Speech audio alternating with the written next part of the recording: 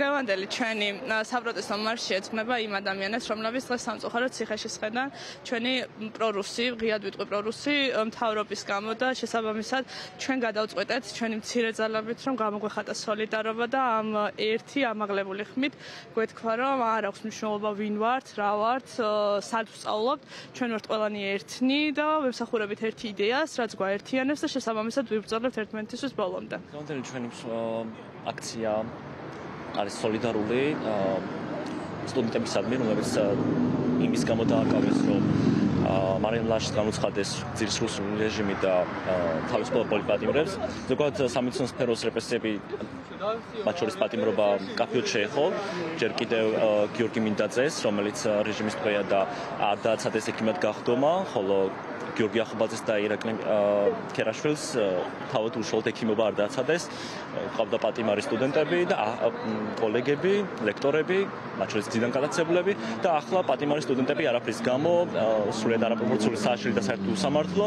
ჩვენ გვინდა მხოლოდ სოლიდარობა გამოვხატოთ, ეს არის ის მინიმუმი, რაც შეიძლება ახლა გააკეთოს სხვა სტუდენტებმა. ყველამ კარგად ვნახეთ მიმდინარე დღეებში, როგორი მოვლენები განვითარდა, ის რომ ჩვენი თანატოლები სტუდენტები დააკავეს სრულიად უსამართლოდ, მხოლოდ და მხოლოდ იმის გამო, რომ მათ ხმამაღლა გააჟღერეს პროტესტი რუსეთის წინააღმდეგ, რასაც ვფიქრობთ, რომ ჩვენი მედიცინის სტუდენტები ახალგაზრდები არ უნდა შეეგუონ.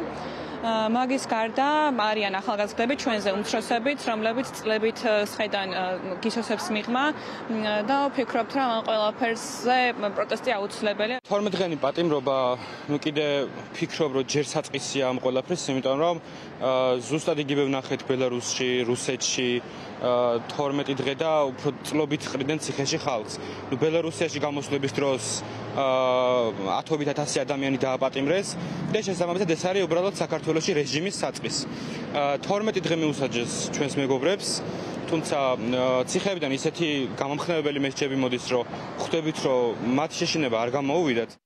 უპრეცედენტო შემთხვევები არის, როდესაც გოგონებს იჭერენ, უკვე დააკავებენ, აქამდე შემოიფაგრებოდა რეჟიმი მხოლოდ ბიჭების დაპატიმრებით, თუმცა როგორც ჩანს, რეჟიმი აშკარად შეშინებულია, აქამდე თუ ჯარიმებით აშინებდნენ სტუდენტებს, ახლა უკვე დაკავებით ემუქრებიან მათ.